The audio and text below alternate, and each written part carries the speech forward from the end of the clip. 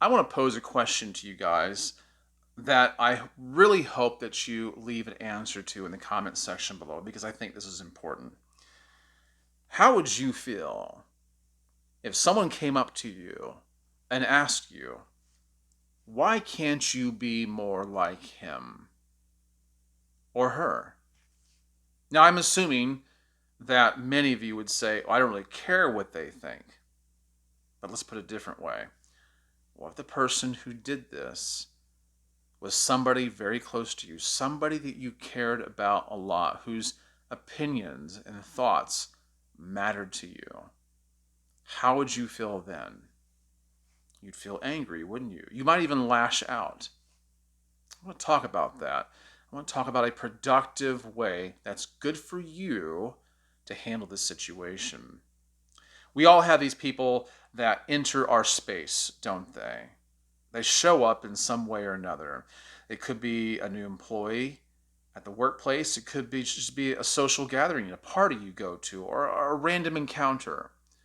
And you get this feeling about another individual. They might have a magnetic personality, just oozes out of their ears, a particular kind of charisma. Their smile glistens, their face is bright. They draw other people to them. People want to be more like them. And you know what? There's not anything necessarily wrong with that. It doesn't make the person good or bad. The bad feelings come in when you're compared to them. It doesn't make you feel good.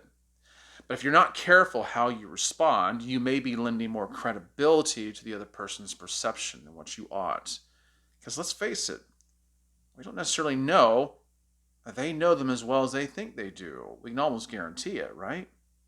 Here's an example of this. This comes from the Reader's Digest edition, July-August edition. It's on the racks right now. You can go purchase it for yourself.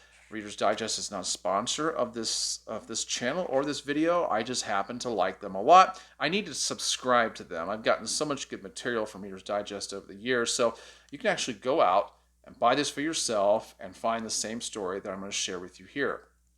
It's very short. It's just a submission by a lady named Marcia Weisenfeld from Egg Harbor Township, New Jersey.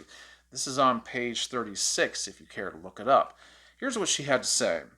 It was 1930s Chicago, the height of the Depression. My grandparents owned a small grocery store, and one of their regulars was a charming man who seemed to be the center of attention wherever he went. Though she didn't know his name, my grandmother admired how he embraced everyone as family. Aww. He'd send food baskets to the poor, pay others rent, and help people with their troubles. Sounds like a guy I'd want to know. Grandma was so struck by his innate decency that she admonished my grandfather, to be more like him. She knew that one day this kind stranger would be recognized by the world for his deeds, and she was right. One morning, Grandma picked up the newspaper. There on the front page was a picture of her hero.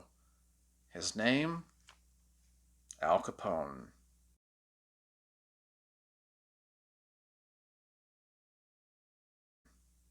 Now, unless you've been living under a rock, you know that Al Capone was a brutal gangster. A brutal American gangster who's a monster. Okay? He did play the nice guy. He did do all those things that was mentioned in this anecdote. But so did Pablo Escobar. All right? Doesn't make them good people. But even if you couldn't find those flaws in another individual, you still wouldn't want to be admonished by your spouse, by your wife, your girlfriend, your husband, your boyfriend. You wouldn't want to be confronted in that way. And oh, how wrong she was, she later found out. But how do you respond to something like this? I think the right way to handle this is in a way that's good for you. Okay? You don't want to lash out, but I do think you want to say, you know what? I am glad that you can appreciate positive behavior in another individual, but I do not base my behavior upon how one person feels about another.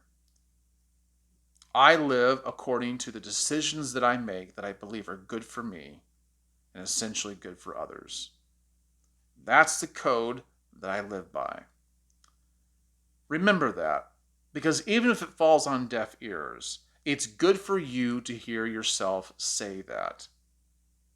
Because if you don't, if you can't even convince yourself of that, and you go along with what that person said and said, you know what, maybe I should be more like them, it will become a weapon that they use against you later on. When they're disloyal to you, when they want to make you feel bad, when they want to hit your buttons, when they want to press your buttons, they'll say, well, they'll think to themselves, well, I compared you before, I'll compare you again. It seemed to work. And the hurt will just stack up. You need to stand up for yourself, but you need to do so in a way that works best for you and doesn't harm your relationship. It's simply, I appreciate the fact that you see good behavior or positive behavior in another individual, but I do not base my behavior upon how one person feels about another. I live my life according to the decisions that I make that I believe are good for me and essentially good for others. And let it be something, let it be your own mantra. You are conveying something to that person. I am not dictated by your feelings. It's good for you. It's good for you to endorse yourself. Because let me tell you something. No one's going to stick up for you like you stick up for yourself. Don't expect somebody else to see things your way. It's up to you to bolster yourself. In the end, no one's going to care about you more than you. And there's nothing wrong with that. You have to look out for yourself. So remember that. I hope that's helped. I hope it's meant something to you. Make sure you hit the notification bell and share this with others. Thanks for listening. Thanks for taking the time. I'll catch you in the next one. Be wise.